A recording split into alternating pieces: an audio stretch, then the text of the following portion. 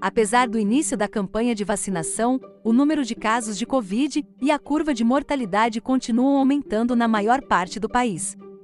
Portanto, o número de pacientes internados é o mesmo. No estado de São Paulo, o índice apresentou leve melhora. Segundo dados do edital extraordinário do Observatório da Fiocruz Covid, outros estados que apresentam aumento na utilização de leitos de UTI Covid são Maranhão, Pará, Amapá, Tocantins e Paraíba, de 77% para 70%. Mas a situação ainda é séria. A chamada segunda onda de pandemia também é caracterizada por mudanças nas características dos pacientes hospitalizados. Até o início deste ano, a proporção de pacientes internados com 60 anos ou mais era muito maior do que o restante da população. Agora, a situação mudou. De acordo com o levantamento do Observatório Covid da Fiocruz, nos primeiros meses de 2021, a idade média dos pacientes internados está diminuindo gradativamente.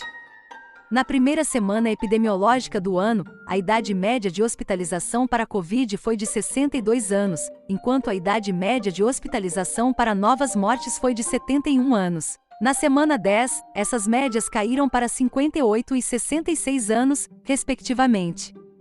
A razão para isso é que houve um aumento significativo nos casos de Covid na faixa etária de 20 a 49 anos durante esse período. De janeiro ao início de março, o número de casos de Covid no país aumentou 316%. No mesmo período, as faixas etárias de 30 a 39 anos, 40 a 49 anos e 50 a 59 anos aumentaram 565%, 626% e 525%, respectivamente. A proporção dessas faixas etárias nas mortes pela doença também aumentou, mais do que a média, mas não muito.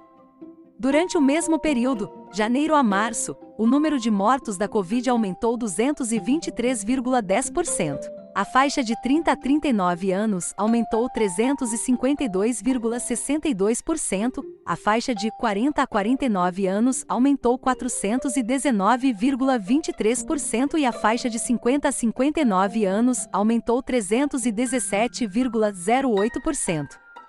A diminuição da idade média dos pacientes internados pela doença repercute em outro fator: aumentou o tempo de internação dessas pessoas. Costumávamos ficar internados em média de 7 a 10 dias, mas agora a UTI tem que ficar internada por pelo menos 14 a 17 dias, disse Jean Gorincher, secretário do Ministro da Saúde do Estado de São Paulo, em uma conferência de imprensa no início de março. A Fiocruz acredita que isso ocorre porque os jovens apresentam menos comorbidades, o que leva ao desenvolvimento mais lento dos casos graves e fatais, o que se reflete no maior tempo de internação em unidades de terapia intensiva. Comportamento e novas variantes. Um fato importante é que essas tendências, pacientes mais jovens e pacientes com internações mais longas, não são exclusivas do país. Isso também pode ser verificado em outros países que enfrentam ou já enfrentam uma nova onda de doenças, como Estados Unidos e Reino Unido. Acredita-se que os fatores por trás dessa nova imagem sejam novas variantes, mais fáceis de disseminar e sem isolamento social. Estudos mostram que P1 é uma variante identificada por Manaus, 10 vezes mais infecciosa do que a doença infecciosa anterior, e é mais resistente a anticorpos para pessoas infectadas com a doença. Além disso, os jovens costumam ficar em ambientes mais lotados e lotados do que aqueles que ficam isolados em casa, o que aumenta o risco de contaminação.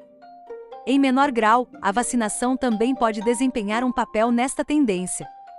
Como as imunizações em todos os países são iniciadas por idosos, que também apresentam maior risco de complicações da doença, a tendência é que, à medida que a taxa de vacinação aumenta, o número de hospitalizações e casos graves dessas pessoas diminuem.